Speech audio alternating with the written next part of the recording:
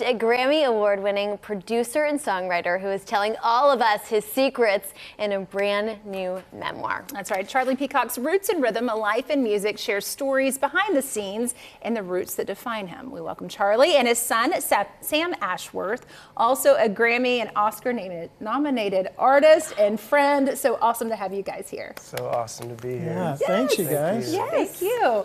Charlie, first of all, we want to see you do this punk jump. Can you still do that? I think the date on that's passed. You say chapter by chapter, though, this book is really a remix of the music, places, and people that made you. But yes. in what I read, it seems that there is a common thread, being family. Yes. Family runs through this entire book. In fact, I go back to my third great grandfather and grandmother as Texas cattle ranchers, and there's very much an Americana theme through the whole book. And then also, I mean, in terms of music, the important thing is that up through Sam's children, I think we're at like 6 generations of musicians now in a row. So.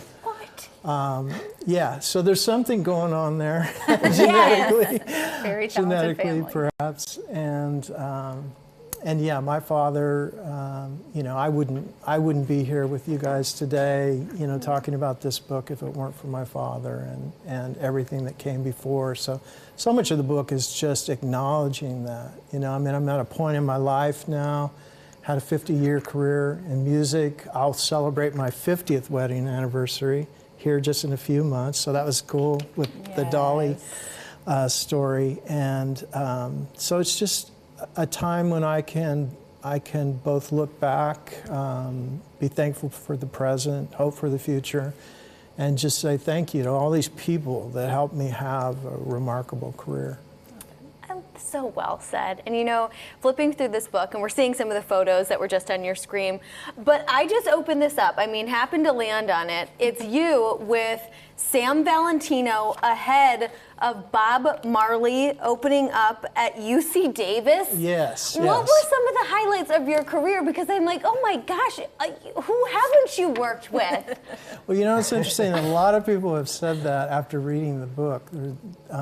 And I have, I've just had this wonderful, just well-known, behind the scenes, a lot of the times kind of career, but still able to work with so many people and, or be in circumstances like you just mentioned, like I was a young guy, I was playing in Sal Valentino's band. He had been a part of the 1960s San Francisco pop, explosion, and was founder of a band called the Beau Brummels. And when he went solo on Warner Brothers, he took me with him. I was, played his keyboard player. And you were 19 or something? Yeah, well, no, I was probably 20 at that point. And 20. And then, one of the gigs was opening for Bob Marley. That's amazing. Incredible. Well, Sam, you're an accomplished performer as well. You got started as a teenager with some pretty good stuff yourself, right? Yeah, for sure. Yeah, I got started really young. Yes, you did. But your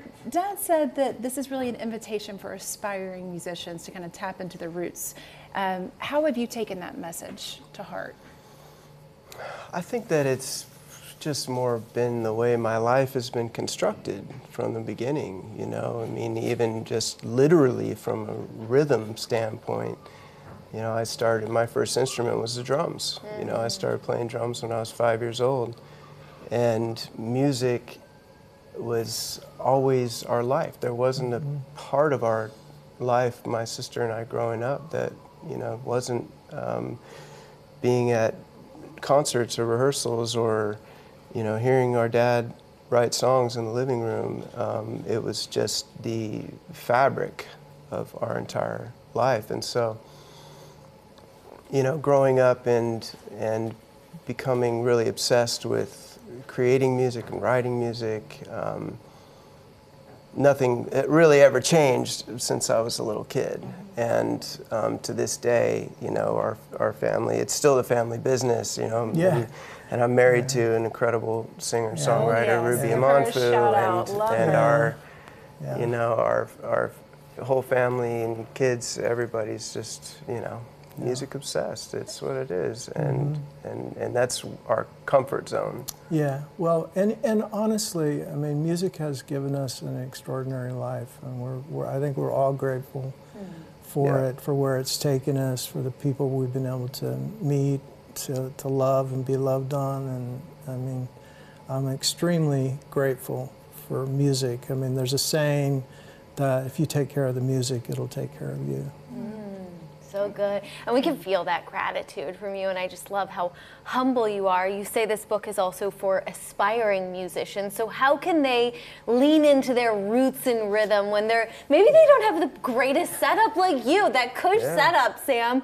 What about people who are really have it in their heart and have it set that they are going to make it big?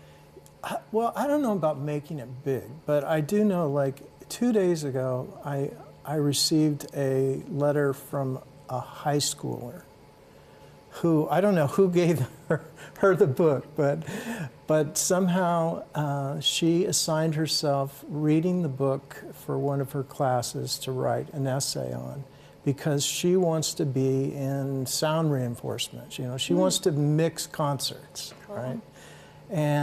And so she said, you know, there was a point when I was reading the book when I was brought to tears, because this was the story of what I want for my life, right?